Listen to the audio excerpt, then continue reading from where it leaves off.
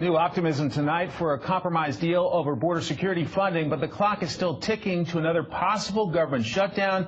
And that's because there's a major change in the House this year, a new rule that members must post the text of bills a full 72 hours before a vote. Senior Capitol Hill producer Chad Pergram explains. Americans expect members of Congress to read what they're voting on, be it changes to the nation's health care system or a barrier along our southern border. You never know what's tucked deep inside that legislation. House Speaker Nancy Pelosi stoked the country's ire in 2010 as Congress stumbled toward approving Obamacare. We have to pass the bill so that you can find out what is in it. Republicans spied an opening. Read the bills became their mantra. Have you read the bill? Have you read the reconciliation bill? They blasted Democrats for President Obama's 1,132-page economic stimulus plan. A climate change measure clocked in at 1,200 pages. And this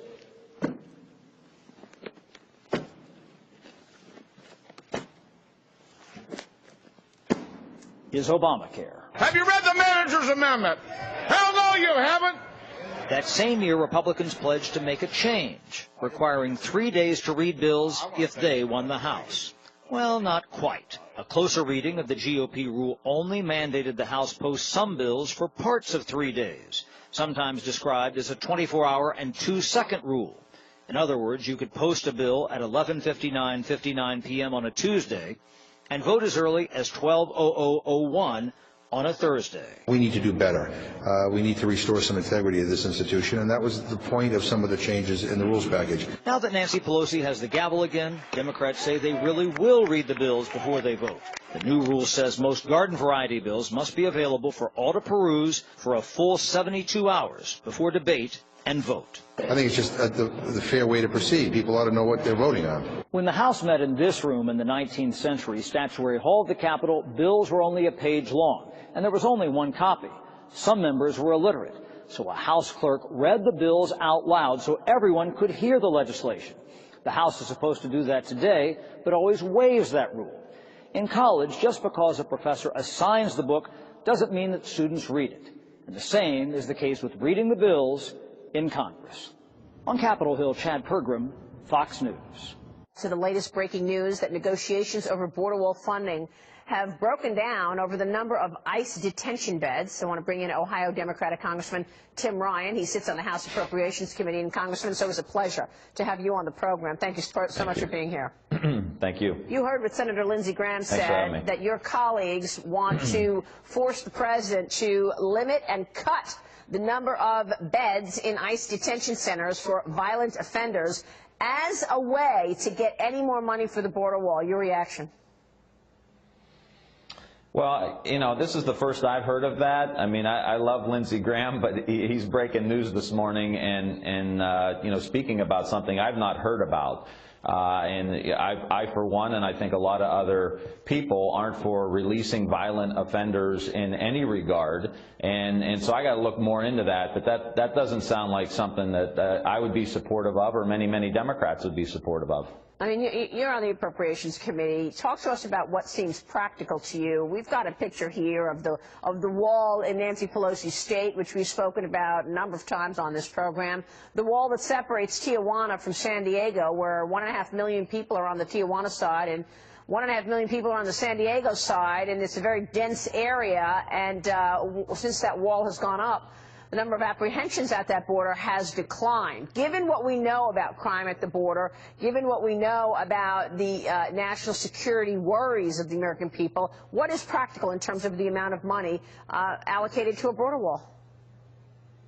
Well, first and foremost, the president already had $1.6 billion to handle border security, the border wall issue, in barriers and all the rest. He's only spent about $300 million of it. So I think it's important for people to know there's $1 billion+ out there that he's already not spent.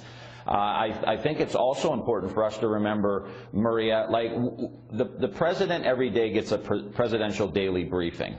There have been problems in Guatemala, Honduras, Central American countries where a lot of these people are coming from. I think a president that was awake and paying attention and recognizing that there were, and reading the presidential daily briefing, would have known these problems were coming. And I think a little bit of investment of just probably millions of dollars to help secure those countries, not fix all the ills in those countries, but secure them enough so the gangs aren't running the countries. That's what's happening down there. Gangs are running the countries. They're stealing kids. They're putting people in the sex trade. And people are getting the hell out of there like most parents would make that same decision. So my point is, I think if we would have played a little offense here, we wouldn't have these problems with the caravans. Now, having said that, I think it's important for us to recognize that 90% of the drugs coming through the country come in through the legal ports of entry. That's 90%. We have a heroin epidemic in Ohio.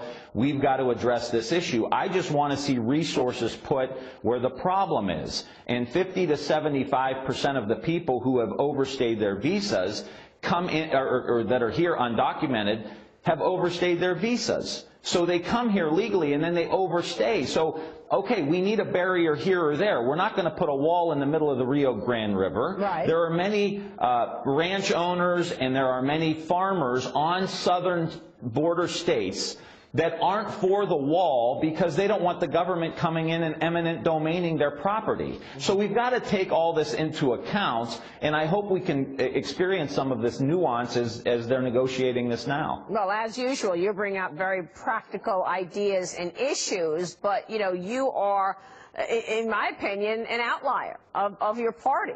I mean, there were real, you know, issues and divisions within the Democratic Party even before Alexandria Ocasio-Cortez showed up. And now that she has shown up, it's gotten an even deeper and deeper divide. I think what I hear you saying is, yes, there are real issues, whether it's the ports or the border, in terms of people wanting to come into this country, coming into this country illegally, and something needs to be done about it. But, you know, you're not against putting up walls where they are necessary. Well, I think, you know, it's 2019 now. We have a lot of technology. That needs to be the vast majority. Look, if there are experts saying in specific areas you need a barrier there, look, I'm okay with that.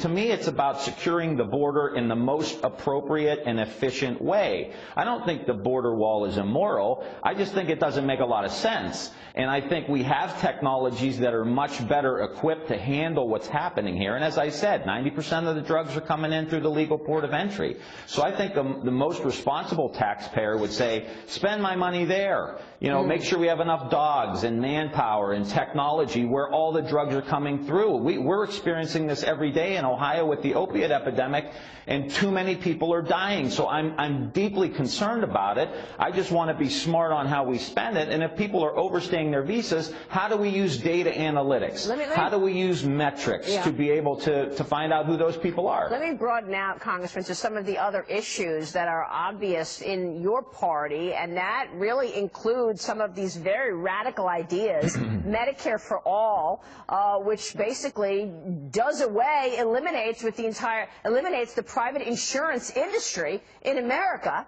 as we know it, or 70% tax rates on the highest earners, or, of course, your colleague Alexandria Ocasio-Cortez's new Green Deal, where she said she wants to eliminate fossil fuels within the next 10 years, which every scientist I've spoken with will tell you that that is absolutely impossible. Dallas Federal Reserve President yesterday, Robert Kaplan, with me, saying we're going to be with fossil fuels for at least the next 25 years. Do you endorse these plans?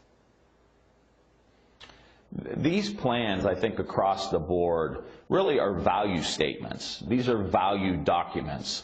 They are saying, look, we have a health care crisis in the United States where we spend 2.5 times as much money on health care as every other industrialized country, and we get the worst outcomes. We know that if we continue down the path we're going down now with regard to energy and farming and all the rest, that we're going to have a 7-degree increase Celsius in our temperature, global temperature, in the next 70 years. That's a big problem, and you know who's most concerned about that is the United States military, because as sea waters rise, you have migration, and migration causes conflict, and guess who's got to deal with conflict around the world? It's the United States of America that ultimately has to deal with a lot of these issues. And when you talk about tax rates and progressivity and making sure, we just had a report come out this week, Maria. Yeah. The top 400 people in the United States make as much and have as much wealth as the bottom 150 million. Now, you can't move forward with an economy like that. Are you country's so divided. Are you endorsing 70% tax rates right now? Well, I'm not going to negotiate a tax bill right now because there's so many variables here. There's VAT taxes, there's progressive taxes, there's income taxes. I think it needs to be done through a committee process. But what I will say is, if we don't address the fact that 400 people have as much wealth as the bottom 150 million, we need a tax code that addresses that. And we have the highest inequality since the Roaring 20s. That's a recipe for disaster. And it's not that we hate... Should there be help Yeah. in terms of redistribution? Take from that top 400 and give it to the people who say they are unwilling to work. That was in Ocasio-Cortez's plan. Give money to the people who say they are unwilling to work. I believe that every able-bodied American needs to go to work. They need to work hard just like everybody else. But work needs to pay, too. And the problem is, for most workers the last 30 years, they haven't seen a raise. And I think what she's trying to do is highlight these issues. And workers want cut in on the deal, Maria. But that's all they want. They don't want...